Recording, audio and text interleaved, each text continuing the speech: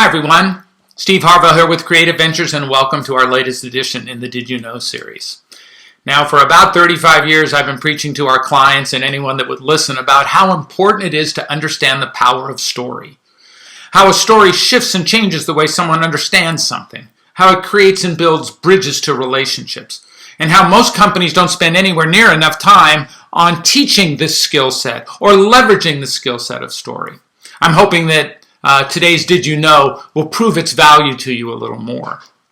Now, Americans have always been somewhat skeptical of seafood.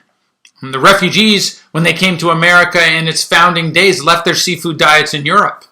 Compared with other meats, fish is the last one to come home in the land of the free and the home of the brave. If you take a look at protein consumption, we spend about 60% of our protein consumption on meat, 15% on chicken, and fish comes in at less than 6%. Why? Well, fish spoils fast and it's kind of a hassle. But at the end of World War II, fish became readily available, and a new technology, fast freezing, came into play.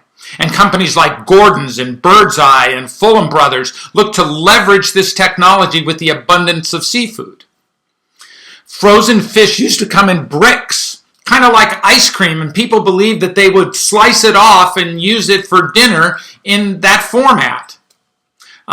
But in 1953, the idea of fish sticks hit the market. It was jokingly called the hot dog of the sea. Now, Gordon's wanted to turn fish sticks into a staple of the American diet. And how were they going to do that? Well, enter Paul Jacobs. He was the advertising director for Gordon's. And he was tasked with turning fish sticks into a regular American food product. Now, Gordon's was coming off their first losing year in profit in 20 years. So Jacobs was looking at an idea, a way to do this, and he decided to leverage and use story as his primary tool in positioning fish sticks. He had a different story for every piece of his strategy, but the stories connected together. There was a continuity of idea present in it.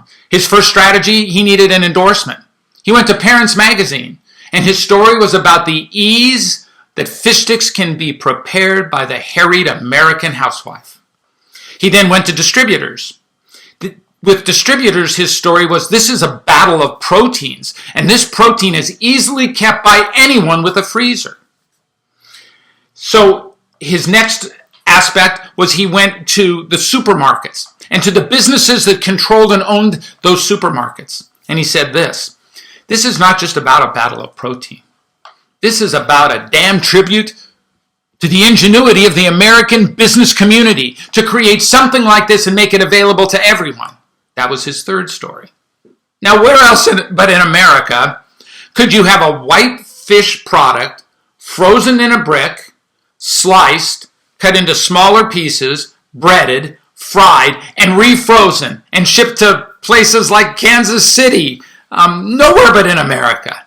His last strategy was to then create recipes around this product. He had the recipe of the fish burger. He even had a fish stick spaghetti. And what was the impact of using strategy as this tool? In less than 2 years, fish stick sales at Gordon's were up 27%. And their losing economic years were in their rearview mirror. Today, about 64.5 million pounds of fish sticks are consumed in America. Paul Jacobs knew a thing or two about a good story. He wielded it like an ancient warrior would wield a sword. He personally crafted. He personally researched. He personally rehearsed and told every story. He was all in, emotionally connected to the product, and story transfers emotion. You see, we're programmed to receive stories, and we have been for 60,000 years. It is the oldest strategy known to mankind. We have a strategy platform called the Once Upon a Time Project that we teach story to companies. We teach them how to craft and how to tell a better story. Paul Jacobs knew that. He knew that everything could be contained in a story. And a great story is everything. Thanks for listening. I hope I get to see you next time on Did You Know?